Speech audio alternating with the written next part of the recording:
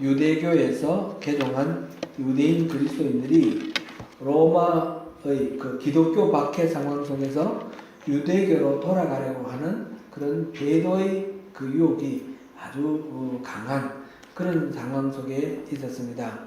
이러한 상황에 있는 히브리서 이 서신의 독자들에게 히브리서를 기록한 기자는 예수를 믿는 믿음 안에서 절대로 떨어지면 안 된다. 그것을 신신당부하면서 우리가 믿는 예수 그리스도가 어떤 분이신지 그를 역설하고 있습니다. 예수 그리스도는 유대인들이 소중하고 고귀하게 여기는 모든 것들보다 더 탁월하고 위대하신 분입니다. 선지자들보다도 더 탁월하고 천사보다도 더 탁월하고 모세보다도 더 탁월하고 여호수아보다도 더 탁월하고 아론보다도 더 탁월하다. 그렇게 계속해서 역설을 하였습니다. 특별히 4장 14절부터는 4장 14절부터 5장 계속해서 예수님은 큰 대제사장으로서 하나님의 보좌 우편에서 그렇게 우리의 죄의 문제를 해결하기 위해서 일하고 계신다. 그거를 말하고 있습니다. 대제사장으로서 예수님은 사람 가운데서 택함을 받았다는 거하고 또 자기가 스스로 자칭 제사장이 아니라 하나님으로부터 이렇게 임명받은 그런 기름 부음 받은 제사장이라는 측면에서 이 두 가지 측면에서는 아론하고 같습니다. 아론하고 같은데 그 아론처럼 이제 혈통을 따라 세습되어서 제사장이 된 그런 경우하고는 또 비교할 수 없을 정도로 또 탁월한 그런 점이 하나 있는데 그것이 바로 멜기세덱의 반차에서 났다라는 이런 사실입니다. 그래서 여러 면에서 그리스도는 아론보다도 탁월한데 그래서 일반적인 이스라엘 제사장에게서는 찾아볼 수 없는 그런 다른 면모들이 있다 이렇게 말을 합니다. 멜기세덱에 대해서 이야기를 하려고 하다가 잠시 멈추고 6장에서 얘기한 것은 혹시 우리가 이제 멜기세덱이 좀 어렵다라는 얘기예요. 우리가 도의 초보에 머물러 있으면 그러면 이 진리의 깊은 부분까지 들어가지 못하고 그쪽에 있으면 쉽게 유혹받고 쉽게 믿음을 잃어버릴 위험이 있으니까 우리가 부지런하게 그리고 오래 참음으로 계속해서 하나님의 그 진리에 더 가까이 헌신하면서 나아가는 그런 것이 필요하다. 그것을 말했습니다. 그러면서 특별히 이제 이 편지를 읽는 히브리서 독자들에게 바로 여러분들은 하나님이 이렇게 인정하시는 분이다. 인정하시는 사람들이다. 사랑으로 섬기는 그런 모든 것들 하나님이 잊지 않으시고 알고 계신다. 이런 이야기와 함께 아브라함에게 약속한 그 약속 그것은 하나님이 자기 이름을 걸고 맹세까지 했는데 맹세까지 해서 반드시 지키기로 한 그 약속 그 복을 주겠다. 너에게 복을 주고 또 너를 번성하게 하고 번성하게 하겠다 하는 그런 그 약속 맹세까지 한 그 약속이 아브라함에게만 해당되는 것이 아니라 바로 여러분들에게도 해당된다. 이러면서 이제 격려를 했었습니다.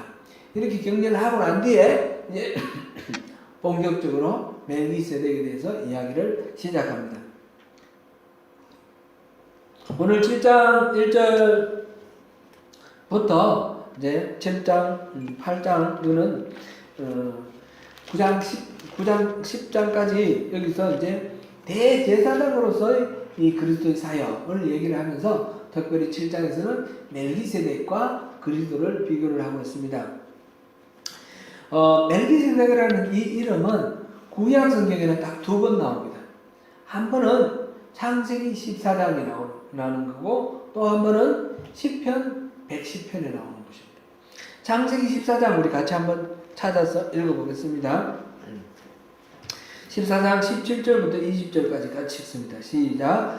아브라함이 그돌라오멜과 그와 함께 한 왕들을 쳐부수고 돌아올 때에 소돔 왕이 샤웨 골짜기 곧 왕의 골짜기로 나와 그를 영접하였고 살렘 왕 멜기세덱이 떡과 포도주를 가지고 나왔으니 그는 지극히 높으신 하나님의 제사장이었더라. 그가 아브라함에게 축복하였는데 천지의 주제이시여 지극히 높으신 하나님이여 아브라함에게 복을 주옵소서. 너희 대적을 내 손에 붙이신 지극히 높으신 하나님을 찬송할지로다. 아멘. 아브라함이 그 얻은 것에서 10분의 1을 멜기세덱에게 주었더라. 아멘. 아브라함이 그 갈대아 우르 지방에서 이제 하나님의 인도하심으로 그곳을 떠나서 하나님 지시하는 데로 갔어요. 그리고 하란이라는 곳에 도착해서 그곳에서 얼마를 머물렀는지 모르겠지만 그곳에 머물러다가 원래 하나님 인도하신 대로 가야 되는데 그곳에 머무르다가 다시 하나님 지시하셔서 그곳을 떠나서 하란에서 아버지 데란을 두고 그냥 내려옵니다. 내려와서 가나안 땅을 쭉 내려오다가 조카 롯을 데리고 왔는데 이 데리고 키우는 짐승이 자꾸 숫자가 불어서 함께 있으면 그 짐승을 먹일 풀이 부족해서 결국은 이제 서로 하인들끼리 싸우게 돼서 나뉘어졌어요. 나뉘어지고 그래서 아브라함은 계속해서 내려가서 헤브론에 이르렀고 롯은 소돔과 고모라 그 소돔 땅으로 가서 정착을 했습니다. 그런 상황 속에서 이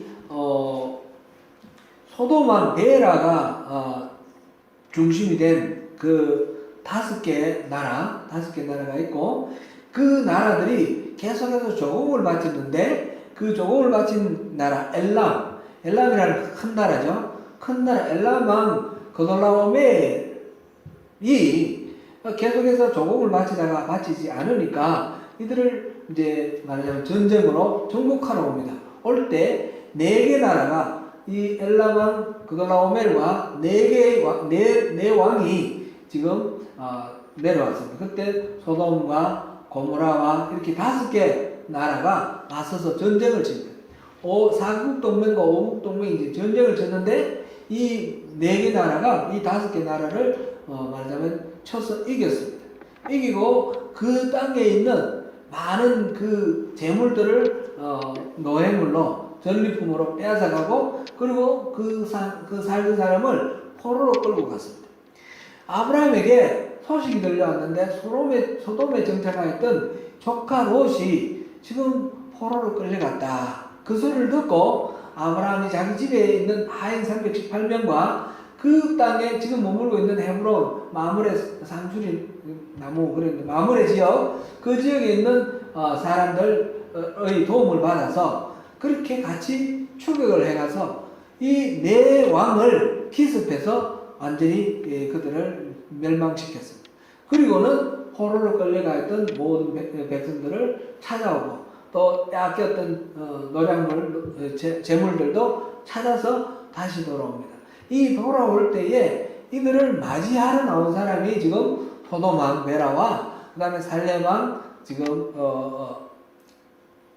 멜기세덱 이 2 사람의 이야기가 지금 이 본문에 오늘 우리 읽은 창세기 4장 17절에서 20절 사이에 나와 있습니다.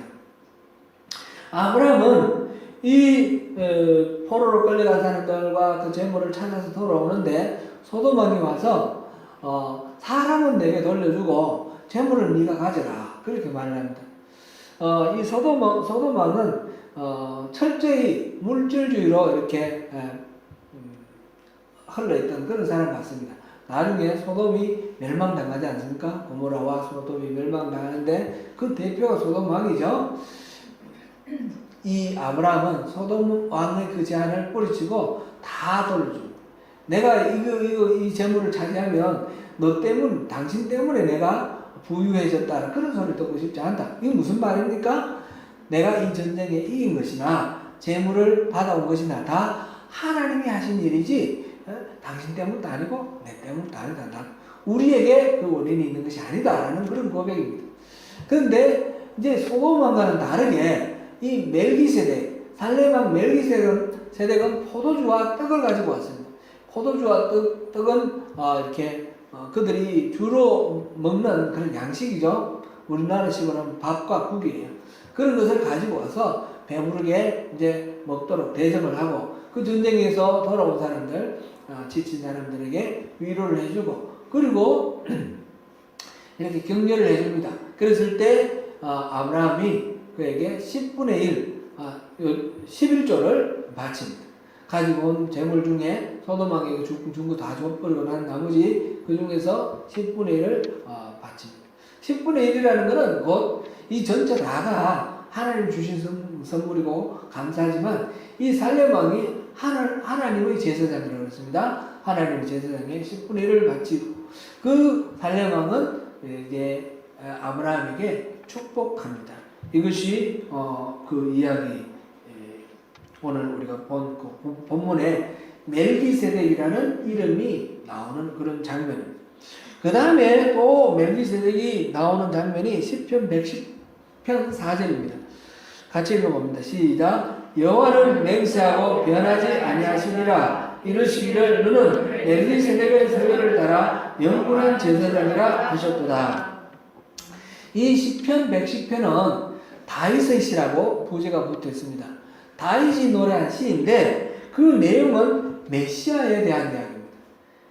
다윗의 지금 여기에 인용되어 있는 많은 부분도 바로 시편 110편에서 인용된 부분이 많이 있죠. 즉 다윗이 장차 올 메시아에 대해서 예언하는 그런 노래입니다. 그 노래 속에서 멜기세덱이 언급되어 있습니다. 곧 자기 우편에 있는 주 그를 멜기세덱의 서열을 따라 영원한 제사장이다 이렇게 일컫는 것입니다. 멜기세덱에 대해서는 이렇게 언급한 부분이 딱 두 군데밖에 없습니다. 창세기에서 단지 3절 중에 잠깐 언급되어 있는 이 멜기세덱이라는 이름, 성경에 수많은 이름들이 있는데 그 이름이 1000년이 지나서 다윗 때에 다윗이 노래하는 그 노래 속에 그 이름이 등장을 합니다. 그리고 이 다윗의 노래에 등장했던 이 멜기세덱이 다른 곳에는 또 어떤 성경에서도 언급되어 있지 않다가 이 신약 시대에 이 히브리서에 나타납니다. 그 다음에 멜기세덱은 전부 히브리서에밖에 나와 있지 않습니다. 지금 우리 5장 6절 10절에서 보면 멜기세덱의 반차에서 제사장이 되었다 하면서 그리스도를 얘기를 했고 6장 마지막 20절에서도 그렇게 나와 있고 나머지 멜기세덱이라는 이름은 7장에만 나옵니다. 이렇게 멜기세덱 구약에 겨우 2번밖에 나오지 않는 이름 그리고 그 1000년을 지나서 아브라함에서부터 1000년을 지나서 다윗에게 살짝 언급되었다가 또 1000년이 지나서 지금 히브리서에 등장하는 이 이름 멜기세덱 이 하나님의 계획이 이렇게 숨겨진 것처럼 감춰진 것처럼 이렇게 흐르다가 그것이 소멸되지 아니하고 다시 적절한 때에 다시 이름이 거명되는 그런 것을 볼 수 있습니다.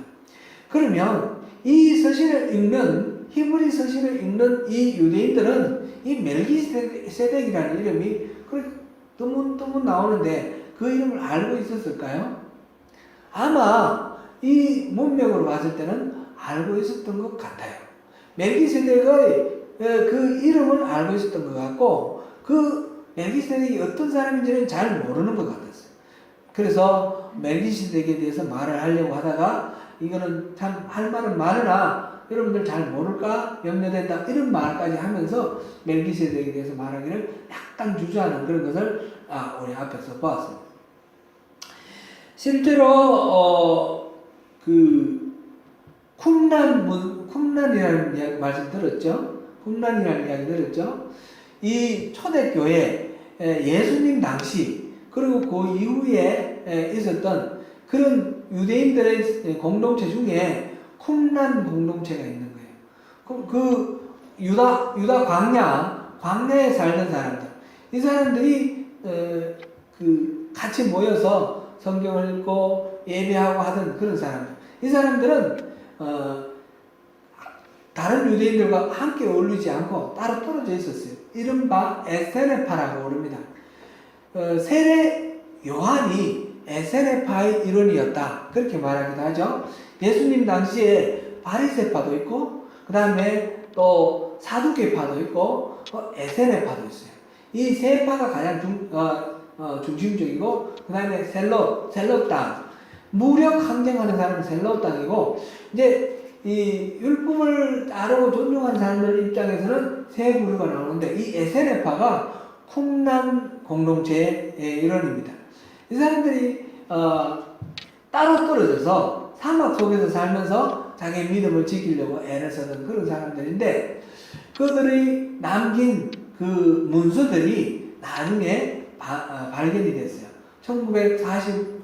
1945년인가 이때 발견이 됐는데 그 쿰란 공동체의 그 문서 중에 성경 외에 다른 문서들이 좀 있는데 그 중에 의의 왕 멜기세덱이라는 문서가 있어요. 말하자면 예수님 당시에 사람들에게 성경에는 나오지 않지만 멜기세덱이라는 사람에 대해서는 많이 이야기가 되고 있었다라는 것을 우리가 짐작할 수 있습니다. 그 전설에 의하면 이 멜기세덱은 노아의 아들이다. 그래서 아브라함 때는 한 600년 후인데 600살, 한 700살 이렇게 되는 그때의 살렘의 왕이었다. 뭐 이런 전설도 있어요. 그러니까 이 멜기세덱은 아주 신비한 그런 인물로 이렇게 언급이 되어 있습니다. 히브리서 독자들은 멜기세덱이라는 이름은 잘 알고 있었다. 이렇게 우리가 볼 수 있습니다. 그런데 그 사람은 어떤 사람인지 정확한 정보는 없었죠. 그래서 지금 이 히브리서 기자가 멜기세덱에 대해서 이야기를 하고 있습니다. 오늘 본문 1절, 2절을 다시 한번 읽어보겠습니다.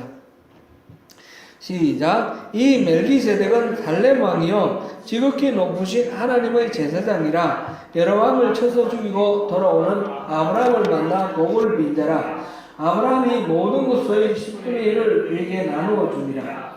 그 이름을 해석하면 먼저는 의의 왕이요 그 다음은 살렘 왕이니 곧 평강의 왕이요. 아멘. 끝까지 보겠습니다. 멜기세덱은 지극히 높으신 하나님의 제사장이라 이렇게 소개를 받고 있는데 멜기세덱이라는 이름 그 자체가 의의 왕이다 그런 뜻입니다. 멜기라는 말 MLK 영어로 따지면 그 M 발음, L 발음, K 발음으로 나오는 이 단어는 왕이라는 뜻입니다.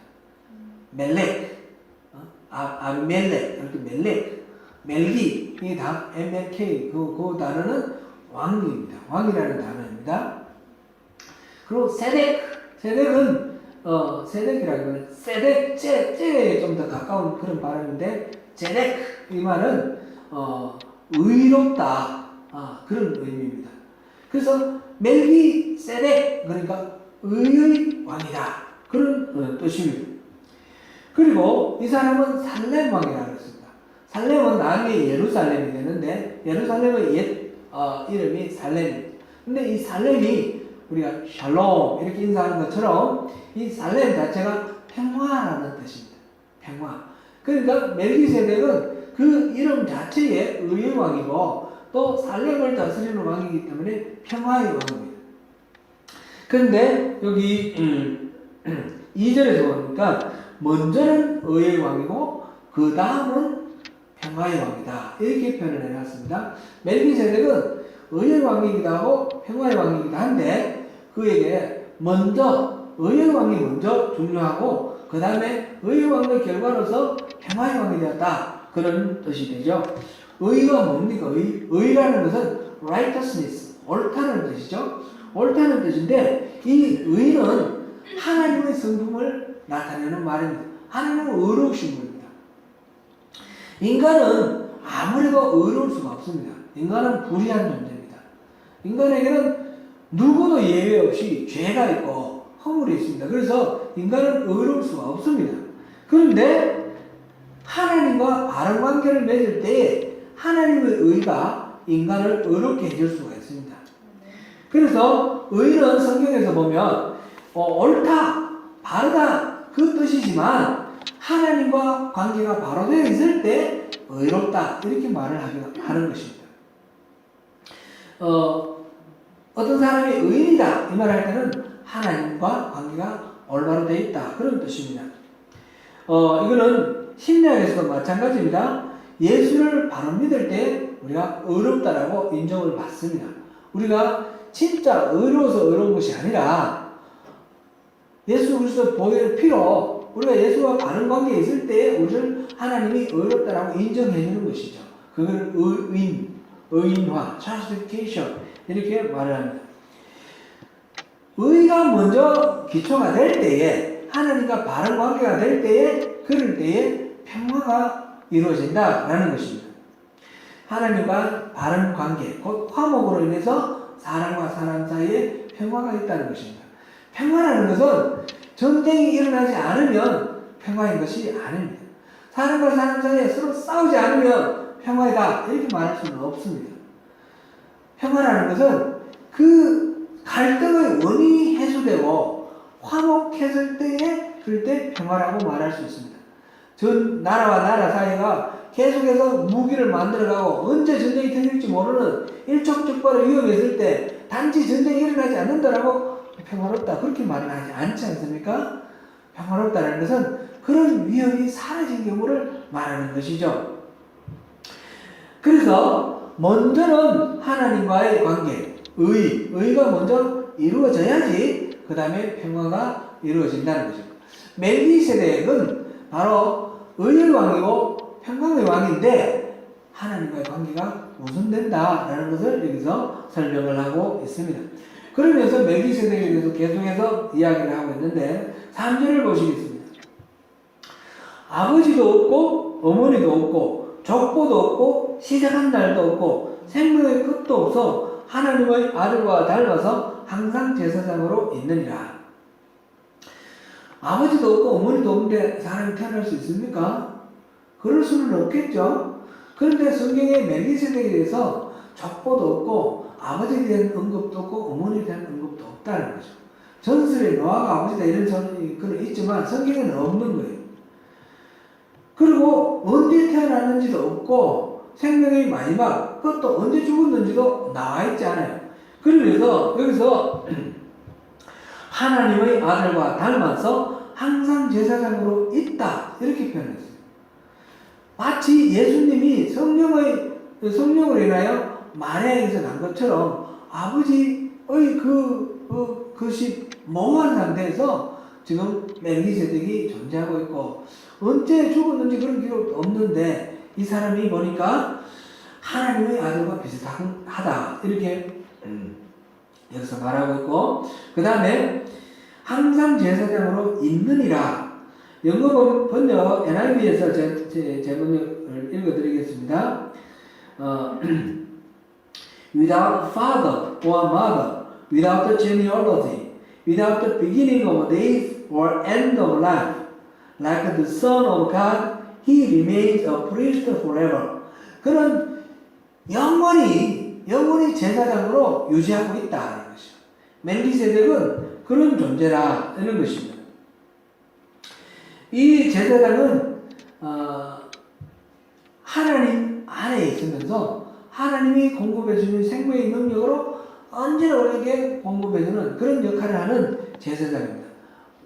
바로 예수 그리스도가 이 멜기세덱의 그 제사장 역할을 지금 하고 있다라는 것을 말하기 위해서 멜기세덱을 신비화한 그런 상태로 소개를 하고 있습니다.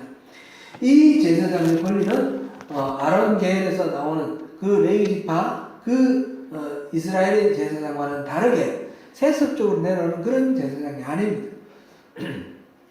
전혀 다른 이 배경이 다른 것입니다. 바로 하나님의 아들이라는 거기에서 이제 제사장이 됩니다. 이렇게 하나님의 아들로서 제사장 역할을 할 때 하나님이 영원하신 분이기 때문에 이 하나님의 아들로서 맡은 이 제사장 역할도 영원한 역할이 되는 것입니다. 변함도 없고 쇠함도 없고 영원한 그 생명의 활력으로 넘치는 그런 제사장의 역할입니다. 그리스도의 이 영원한 제사장은 마치 하나님과 함께 하늘에서 사시는 것처럼 우리에게 또 영원한 생명의 능력으로 계속해서 일해주시는 것을 의미합니다.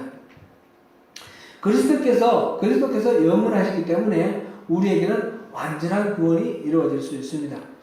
이 멜기세덱의 정체, 의의 왕이요 살렘 왕이요 그리고 하나님의 아들 같아서 영원히 제사장으로 있는 그런 존재가 멜기세덱이다 이렇게 말을 하면서 이 멜기세덱을 통해서 그리스도는 어떤 분이신지 계속해서 말하고 있습니다. 멜기세덱이 위대하다면 바로 그 멜기세덱의 반차에서 나온 그리스도 예수도 위대하게 되는 것입니다. 멜기세덱과 이제 비교를 하는데 이스라엘 사람들은 아브라함 그들의 민족의 조상 아브라함을 굉장히 귀중하게 여기고 자랑스러워하죠. 그 다음에 또 레위 지파와 아론 계통에서 나오는 이 제사장을 굉장히 자랑스럽게 생각합니다. 그리고 자기들은 율법을 갖고 있다는 것을 큰 자랑으로 여기고 있습니다. 그런데 이 멜기세덱은 아브라함보다도 우월하고 레위 아론보다도 우월하고 율법보다도 우월하다 하는 것이 지금 여기서 4절부터 나오는 말씀의 내용입니다. 멜기세덱이 아브라함보다 우월하다 하는 것은 두 가지 증거를 제시하고 있습니다. 하나는 아브라함이 멜기세덱에게 11조를 바쳤다는 거예요. 멜기세덱에게 11조를 바쳤으면 멜기세덱이 우월합니까? 아브라함이 우월합니까? 멜기세덱이 우월한 거죠. 그리고 두 번째로는 멜기세덱이 아브라함에게 축복했다는 것입니다. 아브라함의 복을 빌어줬다는 거죠. 그래서 이 두 가지를 얘기를 합니다. 첫 번째, 율법에 따르면 이 제사장들은 형제들로부터 11조를 받는데 이 멜기세덱은 바로 아브라함으로부터 11조를 받았다 하는 것. 이것이 바로 아브라함의 우월성입니다. 11조를 받은 그 레위 지파 이 사람들은 다 죽을 사람들이에요. 그런데 이 멜기세덱은 영원히 있는 자로 그렇게 산다고 증거를 얻은 자, 항상 살아있는 자로 11조를 받았다. 그래서 멜기세덱이 아브라함보다 우월하다라는 것을 말하고 있고, 두 번째로 멜기세덱이 아브라함을 축복했다라는 것을 말합니다. 하나님께서는 아브라함에게 복을 약속했죠. 창세기 12장 1절 2절 보면 2절 3절을 우리 같이 한번 읽어보겠습니다. 오늘 본문 앞에 그 전에 지난번에 본 6장 14절에서 이르시되 내가 반드시 너에게 복주고 복주며 너를 번성하게 하고 번성하게 하리라 하셨는데 이 창세기 22장 16절 말씀에서도 하나님이 아브라함에게 복을 주셨는데 또 12장 2절 3절에서도 그런 내용이 나옵니다. 같이 읽어보겠습니다. 시작. 내가 너로 큰 민족을 이루고 내게 복을 주어 내 이름을 창대하게 하리니 너는 복이 될지라. 너를 축복하는 자에게는 내가 복을 내리고 너를 저주하는 자에게는 내가 저주하리니 땅의 모든 족속이 너로 말미암아 복을 얻을 것이라 하신지라. 아브라함을 축복하는 사람은 복을 받을 것이라 하고 하나님이 정해 주셨습니다. 아브라함은 복입니다. 복 자체입니다. 복 덩어리입니다. 그에게 복을 빌어주는 사람에게 복이 돌아갑니다. 멜기세덱은 아브라함에게 복을 빌어주었고 그로 인하여 멜기세덱도 복을 받았습니다. 그런데 복을 빌어주는 것과 복을 받는 것 사이에서 그 다음에 여기 7절에 논란의 여지 없이 낮은 자가 높은 자에서 축복을 받는다 그랬습니다. 복을 빌어주는 사람이 더 우월한 자다 그런 말이죠. 그 멜기세덱이 아브라함을 위해서 복을 빌어줬으니까 멜기세덱이 더 우월하다. 그런 의미입니다. 히브리스 기자는 이렇게 멜기세덱과 아브라함의 관계를 설정을 하면서 바로 이 성경을 읽는 우리에게 또한 같은 그런 관계를 맺기를 원합니다. 그리스도, 멜기세덱을 대신해서 그리스도가 대제사장이 되었지 않습니까? 아브라함 대신에 우리가 바로 그 대제사장 앞에 있는 존재입니다. 그러면 그리스도가 우리는 그리스도에게 11조를 바치고 그리스도는 우리에게 복을 비는 그런 관계를 맺는 것이 가장 이상적인 아름다운 관계가 되는 것입니다. 아브라함이 멜기세덱에게 11조를 바치는 때에 그 11조를 바치는 이유는 자기가 전쟁에서 이긴 것이 하나님의 은혜고 또 이 전쟁에서 빼앗아온 이 전리품 이것이 다 하나님의 것이라는 것을 고백하는 그런 고백입니다. 우리가 그리스도께 11조를 드린다는 것은 바로 우리가 누리는 모든 소유가 다 하나님의 것이라는 그런 신앙 고백이며 이 하나님의 것 중에 10분의 1을 하나님께 드리며 나머지 10분의 9를 하나님의 재물답게 거룩하고 아름답게 쓰겠다는 그런 결단이 바로 11조의 의미입니다. 그렇게 할 때 이 그리스도는 우리를 위해서 복을 빌어준다는 것입니다. 복을 주시는 분은 하나님이고 그 복을 주시는 하나님께 저 사람에게 복을 주세요 라고 비는 것이 축복이죠. 그게 축복입니다. 그 멜기세덱이 하나님께 그렇게 축복을 아브라함에게 복 주시라고 그렇게 축복을 한 것이고 그리스도께서 하나님 보좌 우편에서 우리에게 복 주라고 계속해서 축복하시는 것입니다. 그런 관계가 가장 아름다운 그런 그리스도인의 모습입니다. 여기서 이제 이때까지 본 것은 멜기세덱과 아브라함의 관계 속에서 멜기세덱이 아브라함보다 우월하다 하는 그런 점이었고요. 그 다음에 계속해서 나오는 이야기가 멜기세덱은 레위와 아론 지파 일반 제사장들보다 더 우월하다라는 것입니다. 여기서 이제 얘기한 것이 11조에 관련해서 레위와의 관련입니다. 아브라함이 멜기세덱에게 11조를 바칠 때에 그때 레위는 태어나지 않았습니다. 태어나지 않은 것을 허리에 있다 이렇게 표현했습니다.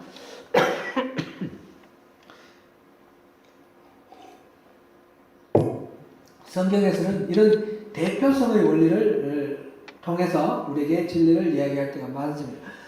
아담이 범죄를 했는데 왜 우리가 죄인이죠? 아담이 우리 인류 전체의 그 모든 것을 대표하고 있습니다. 사실상 아담이 범죄할 때 우리도 아담의 허리에서 범죄를 했습니다. 마찬가지로 지금 레위가 아브라함의 허리에 있을 때 아직 태어나지 않았지만 아브라함이 11조를 바칠 때 레위도 멜기세덱에 11조를 바친 거나 마찬가지입니다. 그러니까 이 멜기세덱과 아브라함 그리고 레위, 아론 모두 다 비교를 해도 멜기세덱이 우월하다 그런 내용이죠. 그게 지금 계속해서 7절 이후에 나오고 있는 부분입니다. 그 다음에 세 번째로는 멜기세덱은 율법보다도 더 우월하다 하는 것입니다. 이거는 11절 이하에 다시 다음번에 우리 다룰 내용에 다시 다루고 있습니다. 그때도 자세히 살펴보겠지만 오늘 간단하게 한 가지만 말씀을 나눕니다. 사실 율법을 모든 진리의 기준으로 갖고 있던 이 유대인에게 있어서 예수님이 대제사장이라는 것은 자연스럽게 받아들여지지 않는 그런 내용입니다.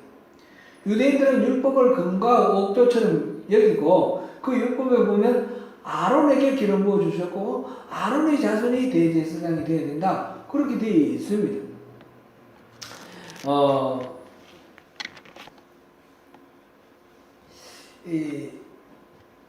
예수님이 오시기 전에 중간기라고 그러는데 말라기가 한 BC 한 400년 정도에 기록됐다고 봅니다.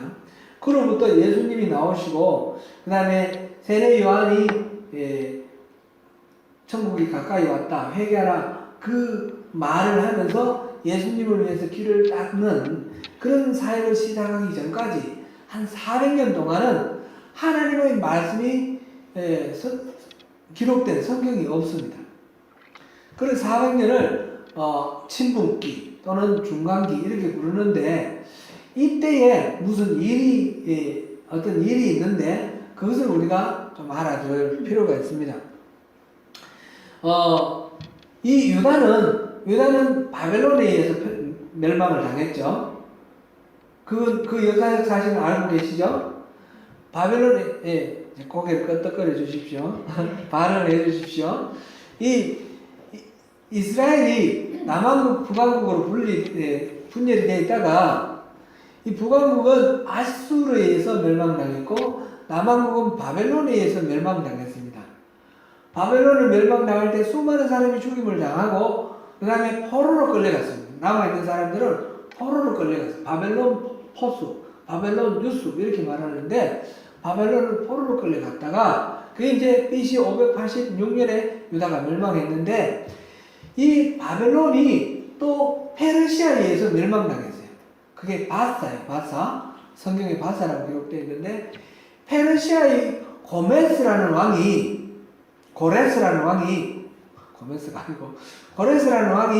이 포로로 끌려가 있는 유대인들에게 돌아가도 좋다 하는 귀환령을 내렸어요.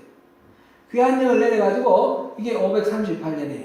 귀환령을 내려가지고 돌아가서 이스라엘 사람들은 3태에 걸쳐서 귀환을 하는데, 귀환을 스룹바벨, 또 에스라, 그 다음에 이렇게 세 번을 돌아가서